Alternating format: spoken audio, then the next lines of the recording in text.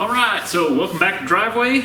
We have gotten some things in here that kind of essentially puts us over budget, but we got our axles. So, they're drive shaft shop. They have the Ford end for our 8.8 from the 2015 Mustang. And then what they ended up doing was boring and resplining our hubs to fit a Chevy stub. So it's a pretty massive difference between the two. So hopefully we get everything work relatively well. I did all the measuring 17,000 different times, so hopefully I measured correctly. So,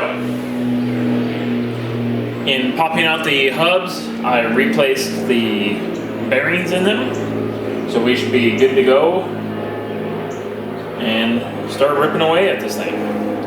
So we're gonna grab these axles here and throw them in the car.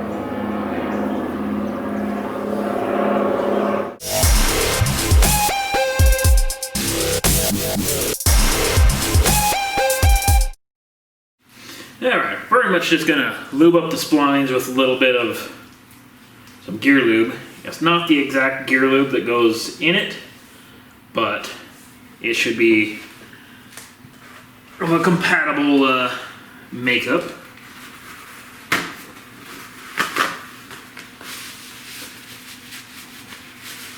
I believe Ford runs a slightly thinner. Well, it says on the back of the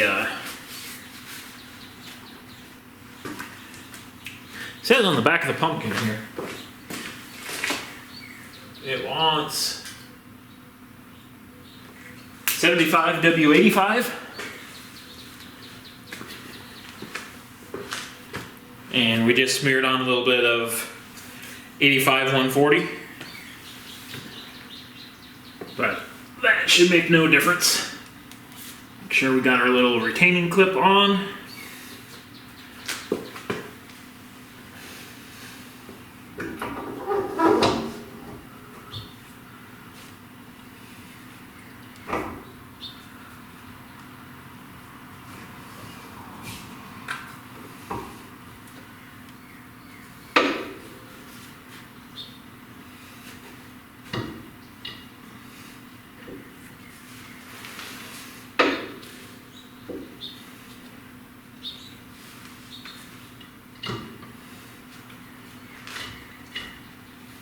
Okay, that's easier said than done apparently. Let's hit the other side as well.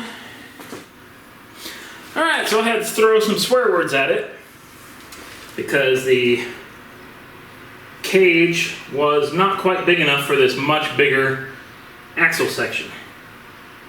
So that was less than enjoyable. Anyways, now we gotta shove everything back together here.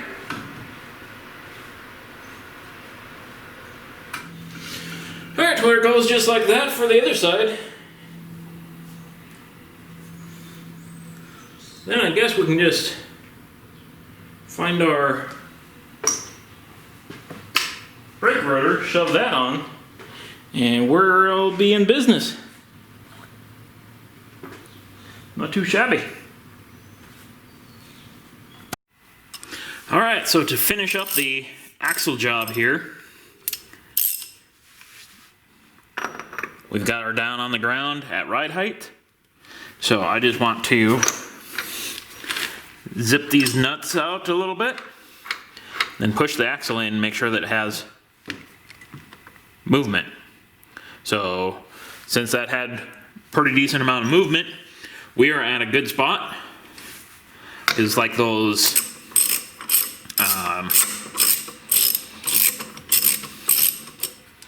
those axle cups only have like 1/2 inch of travel, plunge in and out.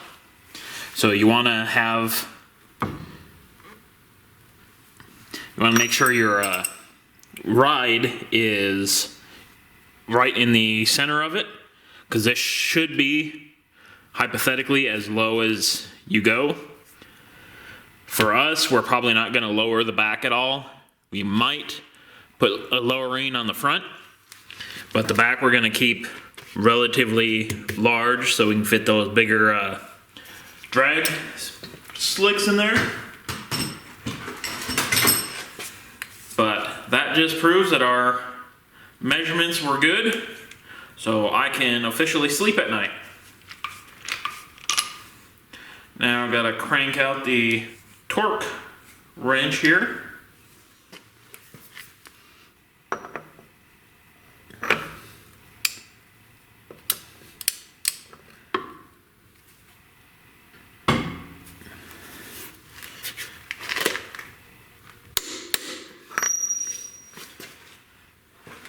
Then I'll have to come in, jack up the car again, take the wheel off, and stake in the edges of the nut so it clamps on, doesn't back out.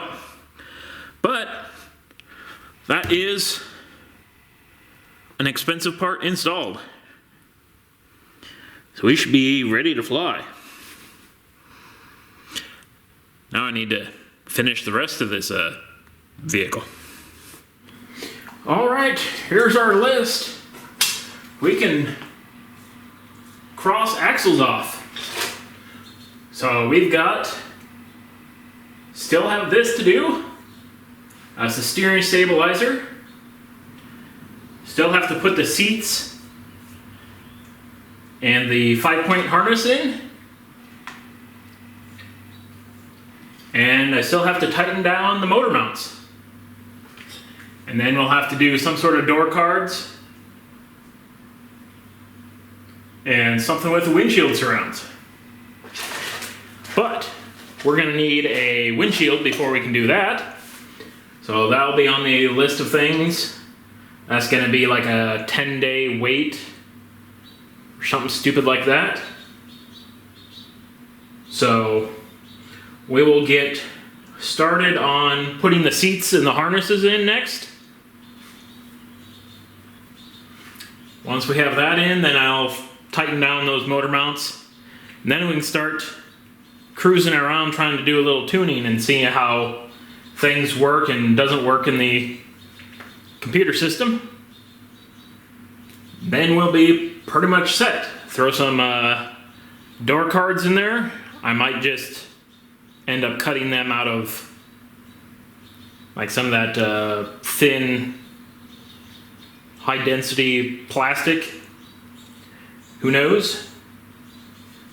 If I get things going soon enough, I might have carbon fiber stuff and I can just make a sheet of that and throw that in there. So we are almost there. Almost to the point that we can start erasing everything that we've been working on. Some of these other things like the differential cooler, brake ducts, the big wing, front splitter, that's going to be a phase 2 type of operation. So, yeah. I think we are doing pretty darn good.